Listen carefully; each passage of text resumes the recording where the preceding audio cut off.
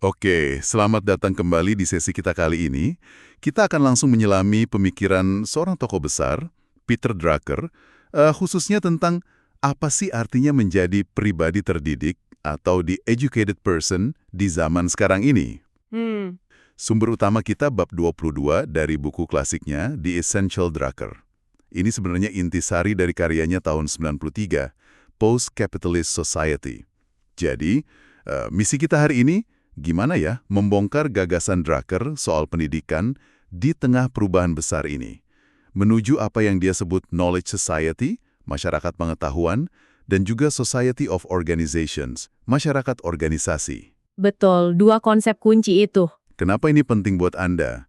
Ya karena pemikiran Drucker ini bisa banget bantu kita ngerti pergeseran nilai, tuntutan baru di dunia kerja, di masyarakat, dan gimana kita bisa terus relevan, terus berkembang, gitu kan? Iya, sangat relevan sih memang. Drucker ini, dia bukan sekedar penulis buku manajemen biasa lah ya, visioner dia. Dan bab ini ngasih kita kacamata unik buat melihat gimana pengetahuan dan pendidikan itu ngebentuk kita sebagai individu di era pasca kapitalis ini. Siap kita gali bareng?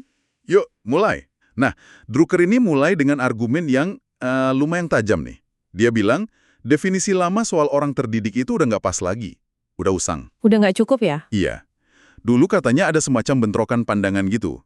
Satu sisi, ada kubu teknokrat yang fokus banget sama keahlian teknis spesialisasi. Sisi lain, ada kubu humanis yang kangen sama model pendidikan liberal arts klasik abad 19, yang luas gitu. Yang lebih umum ya? Betul. Nah, menurut Drucker, dua-duanya ini sama-sama, ya, kecewa lah sama sistem pendidikan yang ada waktu itu. Ya, betul. Dan alasan utama kenapa model lama itu jadi usang, menurut Drucker ya, karena sifat dasar pengetahuan itu sendiri udah berubah total. Ini penting banget nih. Berubah gimana tuh? Gini, Drucker bilang pengetahuan itu nggak lagi impersonal, nggak kayak uang yang bisa ditransfer gitu aja. Pengetahuan modern itu nempel di orangnya. Nempel di orangnya, maksudnya. Sumbernya itu bukan cuma dari buku gitu kan, atau database. Tapi ya, ada di dalam diri orangnya. Bagaimana dia ngolahnya, interpretasinya, dan yang paling penting, bagaimana dia menerapkannya dalam tindakan. Oke. Penerapannya ya? Iya, jadi ini bukan sekedar kumpulan informasi pasif, tapi sebuah kapasitas aktif yang personal. Pengetahuan itu baru hidup kalau diaplikasikan. Gitu. Jadi bukan cuma soal tahu banyak, tapi lebih ke bisa apa dengan pengetahuan itu ya? Wah, ini ngubah cara pandang banget soal belajar dan keahlian. Kalau gitu, visi Drucker soal pribadi terdidik yang baru ini kayak gimana dong? Alternatifnya apa nih? Visi Drucker itu sebuah sintesis. Dia nggak nolak spesialisasi teknis, tapi juga nggak mau kembali ke model liberal arts yang murni, yang mungkin kurang relevan sama praktek. Jadi gabungan gitu? Iya, gabungan. Yang dia bayangkan itu pribadi terdidik yang mampu mengakses, menghargai warisan intelektual masa lalu, tapi cakrawalanya jauh lebih luas. Nggak cuma terpaku pada tradisi barat atau Judeo-Kristian aja. Lebih luas? Dalam arti apa tuh? Bisa dijelasin lagi nggak? Lebih luas dalam arti mampu mengapresiasi dan memahami budaya serta tradisi lain secara mendalam. Drucker nyebutin spesifik tuh, warisan seni Tiongkok, Jepang, Korea, Oh iya, terus filsafat sama agama timur. Islam juga sebagai agama dan peradaban. Ini nunjukin pandangan yang benar-benar global. Nah, ada satu lagi aspek menarik nih. apa tuh? Pribadi terdidik versi Drucker ini nggak melulu kutub buku yang cuma ngandelin analisis logis. Dia nekenin pentingnya trained perception, persepsi yang terlatih. Persepsi terlatih. Wah, kayak gimana tuh? Kemampuan buat melihat pola, merasakan nuansa, nangkep apa yang nggak tersurat. Itu dianggap sama pentingnya sama kemampuan analisis. Persepsi terlatih. Ini menarik banget. Kedengerannya kayak intuisi, tapi dia pakai kata terlatih. Berarti bisa dikembangin dong ya, bukan bakat aja. Nah, itu dia. Implikasinya bisa dikembangkan. Dan ini relevan banget. Coba bayangin aja di dunia kerja misalnya. Gimana contohnya? Ya, data sama analisis kan penting ya, tapi kemampuan baca dinamika pasar yang nggak tertulis, ngertiin motivasi tim yang kompleks, atau ngerasain pergeseran sentimen pelanggan, itu semua butuh persepsi terlatih. Iya juga ya. Atau dalam hubungan antar manusia aja, kemampuan memahami konteks, nuansa komunikasi nonverbal, Drucker lihat ini sebagai bagian penting dari kecerdasan pribadi terdidik, bukan cuma soft skill tambahan gitu. Oke, jadi wawasan global plus persepsi terlatih ini benar-benar nantang definisi terdidik yang mungkin selama ini kita pegang. Tapi ada satu hal nih, tadi kan dibilang wawasan global, tapi Drucker tetap bilang tradisi barat itu masih perlu jadi inti. Kok gitu? Kayak kontradiktif nggak sih? Pertanyaan bagus, cara Drucker melihatnya itu bukan soal superioritas budaya ya, tapi lebih ke, gimana ya, soal memahami fondasi. Fondasi. Maksudnya? Dia argumennya gini, peradaban modern kita, sistem pengetahuan, teknologi, institusi kita sekarang, itu akarnya kuat di tradisi pemikiran barat, mulai dari filsafat Yunani, hukum Romawi, sampai pencerahan. Oke. Terus? Jadi untuk bisa memahami dunia tempat kita hidup sekarang dan kemana arahnya nanti, bahkan kalau masa depannya itu sifatnya pasca barat atau lebih global, kita tetap perlu ngerti akar-akarnya ini. Kayak kita perlu paham sistem operasi komputer sebelum bisa nguasain aplikasinya. Masuk akal. Jadi intinya pemahaman fondasi bukan eksklusivitas ya? Tepat.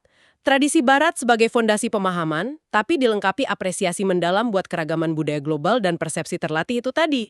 Itulah sintesisnya. Paham, paham. Nah, Drucker terus bawa konsep ini ke konteks yang lebih spesifik lagi. Dunia kerja modern. Dia bilang, masyarakat kita ini punya dua ciri kunci. Knowledge Society dan Society of Organizations. Gimana nih hubungannya sama ide pribadi terdidik? Hubungannya erat banget. Drucker ngamatin di era pasca kapitalis ini, kebanyakan orang terdidik yang punya pengetahuan khusus itu bakal nerapin pengetahuannya bukan sendirian, tapi sebagai anggota organisasi. Oh iya, benar juga. Perusahaan, rumah sakit, kampus. Betul, lembaga pemerintah dan lain-lain. Nah, kenyataan ini menurut Drucker menciptakan dinamika unik. Bahkan seringkali ada ketegangan antara dua budaya yang beda di dalam organisasi itu. Dua budaya. Wah, apa aja tuh? Kayaknya bakal ada konflik nih. Drucker emang mengidentifikasi potensi konflik, tapi dia lihatnya lebih kayak dua kutub yang saling butuh sebenarnya. Coba kita bedah ya. Oke, gimana tuh? Budaya pertama itu dunianya para intelektual. Nah, mereka ini, kata Drucker, cenderung fokus ke kata-kata, ide, konsep, sama disiplin ilmu atau keahlian khusus mereka yang disebut teknik. Oke, fokus ke ilmunya ya. Iya, buat mereka organisasi itu sering dilihat cuma sebagai wadah atau alat buat nerapin keahlian mereka itu. Fokus utamanya ya di substansi pengetahuannya. Itu satu sisi. Sisi lainnya? Sisi lainnya itu dunianya para manajer. Fokus mereka beda lagi. Manajer lebih fokus ke orang, ke pekerjaan, ke koordinasi, sama pencapaian hasil atau kinerja organisasi secara keseluruhan. Jadi lebih ke hasil akhir ya? Betul, buat mereka pengetahuan atau keahlian khusus teknik tadi itu dilihat sebagai sumber daya atau sarana buat mencapai tujuan organisasi. Nah, Drucker nekenin, dua perspektif ini sama-sama valid, sama-sama benar dari sudut pandangnya masing-masing. Jadi bukan salah satu yang benar gitu ya? Bukan kontradiksi, tapi saling melengkapi. Kayak dua sisi mata uang aja. Bisa kasih contoh yang lebih gampang dicerna nggak? Biar kebayang gitu. Bisa. Coba bayangin tim riset di perusahaan farmasi deh. Ada ilmuwan brilian, kan? Dia mewakili si intelektual. Fokusnya ya nemuin molekul baru. Kemurnian ilmiah, metodologi riset yang canggih. Oke, si peneliti murni. Nah, di sisi lain ada manajer risetnya. Dia mewakili manajer. Fokusnya ke anggaran, jadwal pengembangan obat, koordinasi antar tim. Gimana hasil riset ini bisa cepat jadi produk yang berguna dan untung? Oh iya. Beda banget fokusnya. Beda banget kan? Prioritas beda, bahasanya mungkin beda, tapi dua-duanya mutlak perlu biar inovasi bisa kejadian dan sampai ke pasien. Ilmuwan butuh manajer buat ngelola sumber daya dan proses. Manajer butuh ilmuwan buat konten ilmiahnya. Saling butuh mereka. Wah, ini persis kayak tarik-menarik yang sering kita lihat di banyak kantor ya. Antara tim teknis yang ngejar sempurna sama manajemen yang ngejar deadline dan pasar. Terus kata Drucker, apa jadinya kalau salah satu budaya ini terlalu dominan? Nah, disinilah bahayanya kalau nggak seimbang. Kalau dunia intelektual yang terlalu kuasa tanpa diimbangi perspektif manajerial, risikonya organisasi jadi tempat semua orang sibuk sendiri. Ide hebat banyak, tapi nggak ada hasil nyata yang terkoordinasi atau berdampak luas. Banyak ide, eksekusi kurang ya? Bisa jadi. Sebaliknya, kalau dunia manajerial yang terlalu dominan, tanpa menghargai kedalaman intelektual atau ngasih ruang buat eksplorasi keahlian, risikonya jadi birokrasi kaku. Si organization man yang cuma ikut aturan, inovasi kurang, jadi kaku. Jadi nggak fleksibel dan orang-orangnya nggak happy juga ya? Bisa jadi gitu. Orang mungkin merasa kerjaannya nggak bermakna, makanya keseimbangan itu jadi kunci. Kunci untuk apa aja tuh? Keseimbangan itu kata Drucker, kunci buat mencapai beberapa hal sekaligus.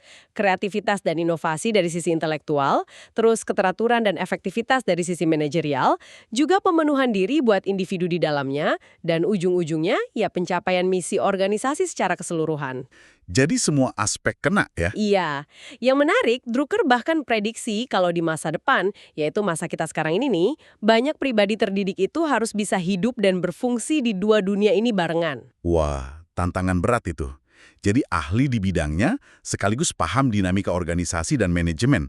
Gimana caranya nyimbangin dua dunia yang seringkali bahasa dan prioritasnya beda ini? Kuncinya, kata Drucker, saling menghormati. Itu dulu. Masing-masing pihak perlu ngakuin validitas dan pentingnya perspektif yang lain. Saling menghargai ya? Betul, si intelektual perlu paham kendala dan tujuan organisasi.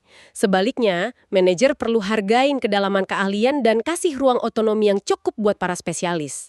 Komunikasi yang terbuka, mau belajar bahasa satu sama lain, itu jadi penting banget. Komunikasi jadi jembatannya ya? Iya, ini berlaku baik antar individu maupun dalam struktur organisasinya. Nah, mungkin ini momen bagus buat Anda coba refleksi sebentar nih. Di lingkungan kerja Anda ngerasain nggak adanya ketegangan atau justru sinergi antara fokus keahlian mendalam sama fokus ke hasil organisasi? Gimana dinamika ini main? Paham kerangka dua budaya Drucker ini bisa jadi alat bantu yang berguna loh. Refleksi yang bagus tuh. Ini bawa kita ke bahasan yang lebih dalam soal teknik itu sendiri. Pengetahuan atau keahlian khusus. Tadi Anda sebut teknik. Drucker punya pandangan menarik nih soal gimana persepsi terhadap keahlian khusus ini berubah drastis. Bisa dijelasin? Bisa. Drucker ninjukin kontras yang tajam banget sama pandangan di abad ke-19. Waktu itu, keahlian teknis atau profesional, dokter, hukum, insinyur, sering dianggap sekedar cari nafkah aja, living. Oh, cuma buat kerja gitu ya? Iya, dianggap terpisah dari kehidupan, life yang sebenarnya. Yang identik sama pendidikan liberal arts, seni, filsafat, diskusi intelektual yang luas gitu. Drucker bahkan nyinggung ada pandangan agak remeh sama apa yang dia sebut shock talk atau obrolan kerja. Obrolan kerja? Maksudnya gimana? Ngobrolin detail pekerjaan atau keahlian teknis di luar kantor, di lingkungan sosial terdidik gitu, dianggap kurang pas atau ngebosenin. Wah, ada pemisahan gitu ya antara dunia kerja ahli sama dunia intelektual kehidupan terdidik. Terus, gimana Drucker lihat perubahannya sekarang? Nah, di era masyarakat pengetahuan ini, Drucker bilang situasinya kebalik. Teknik ini bukan lagi sekedar keterampilan praktis pinggiran. Mereka adalah bentuk-bentuk pengetahuan yang dominan. Dia bahkan pakai istilah jamak knowledges. Oh, knowledges ya, bukan cuma knowledge. Betul. Dan karena pengetahuan ini jadi basis masyarakat dan ekonomi, mereka nggak bisa lagi berdiri sendiri-sendiri di silo atau menara gading. Perlu diintegrasiin. Spesialis di satu bidang nggak bisa lagi ngisolasi diri sepenuhnya. Kenapa nggak bisa? Bahayanya apa kalau para spesialis ini tetap di dunianya masing-masing? Drucker ngasih peringatan yang lumayan keras di sini. Bahayanya itu kalau para spesialis ini nggak mampu atau nggak mau komunikasi di luar lingkaran keahlian mereka. Kalau bahasanya nggak nyambung ya? Manajer, pengambil keputusan, atau bahkan masyarakat luas, ya bakal timbul salah paham, iritasi, gesekan antar disiplin, dan yang paling parah, pengetahuan berharga itu bisa jadi sia-sia, nggak bisa dimanfaatin optimal. Sayang banget ya jadinya. Ujung-ujungnya kata Drucker cuma jadi pedantri, pameran intelektual atau kesombongan akademis yang nggak produktif. Jadi, jago kandang aja nggak cukup ya sekarang. Harus bisa ngobrol dan dipahami tetangga dari bidang lain juga. Wah, ini berarti ada tanggung jawab baru dong buat para ahli? Tepat sekali. Dan Drucker nekenin banget aspek tanggung jawab ini.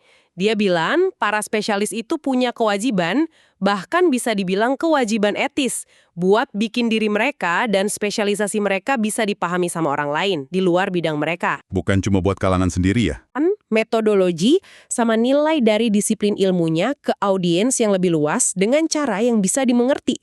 Drucker lihat pemimpin di tiap bidang pengetahuan punya peran krusial buat ngejembatanin pemahaman ini. Implikasinya gede banget nih. Artinya, tiap ahli, tiap profesional punya peran buat mencerdaskan lingkungan sekitarnya.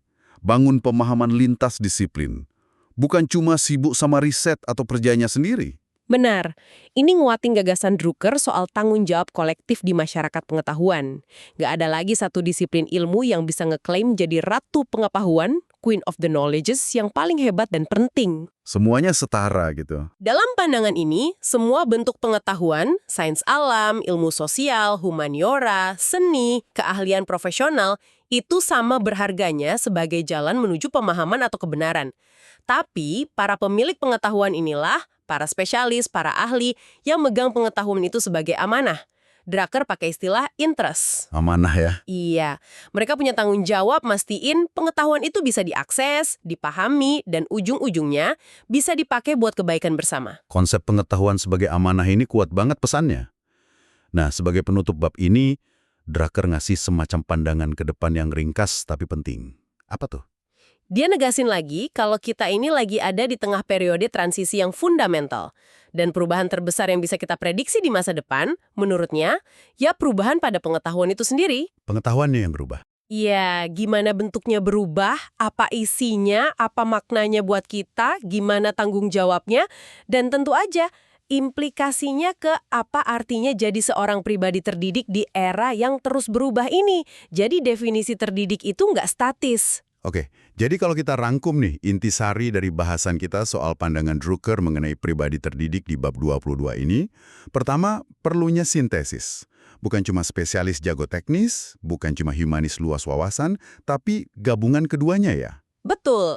Sintesis itu mencakup apresiasi keragaman budaya global, plus pentingnya nyimbangin analisis logis sama persepsi yang terlatih. Kedua, kemampuan penting buat navigasi dan idealnya nyimbangin dua budaya di organisasi modern. Dunia intelektual yang fokus ke ide dan teknik, sama dunia manajerial yang fokus ke orang, proses, dan hasil. Harus bisa ngakuin nilai keduanya dan bisa ngomong dalam dua bahasa itu ya. Dan ketiga, yang nggak kalah penting, kesadaran mendalam para spesialis atau ahli soal tanggung jawab mereka. Tanggung jawab buat nggak terisolasi, buat komunikasi, buat bikin pengetahuan mereka bisa dipahami dan berguna buat orang lain. Pengetahuan sebagai amanah. 3 poin itu udah ngerangkum dengan baik. Nah, ini mungkin jadi bahan refleksi menarik nih buat Anda pribadi. Gimana konsep pribadi terdidik ala Drucker ini, dengan penekanan sintesis wawasan, navigasi dua budaya, sama tanggung jawab komunikasi, beresonansi sama pengalaman Anda. Ya juga ya. Gimana ini mungkin ngaruh ke cara Anda lihat proses belajar Anda sendiri, cara kerja, atau cara interaksi sama orang dari latar belakang keahlian beda di dunia yang makin kompleks ini. Apa gagasan Drucker ini dorong Anda buat mungkin perluas cakrawala belajar, atau ubah cara pikir soal kontribusi unik yang bisa Anda kasih? Pertanyaan refleksi yang bagus banget buat dibawa pulang. Dan sebagai penutup nih, ada satu pemikiran lanjutan buat Anda renungkan. Drucker nulis ini semua kan lebih dari 30 tahun lalu ya. Lama ya sebelum banyak hal sekarang. Iya, jauh sebelum ledakan internet gubah segalanya, sebelum AI generatif kayak sekarang jadi omongan sehari-hari, sebelum konektivitas global jadi sedalam ini. Nah, ngelihat semua kemajuan teknologi dan perubahan sosial yang cepat banget sejak itu, menurut Anda gimana definisi pribadi terdidik versi Drucker? Ini perlu kita kembangin atau adaptasi lagi buat 30 tahun ke depan. Pertanyaan menarik tuh. Apa elemen-elemen baru yang mungkin jadi krusial di era AI, disrupsi digital, dan tantangan global yang makin kompleks ini? Ini pertanyaan terbuka yang seru buat kita pikirin bareng-bareng.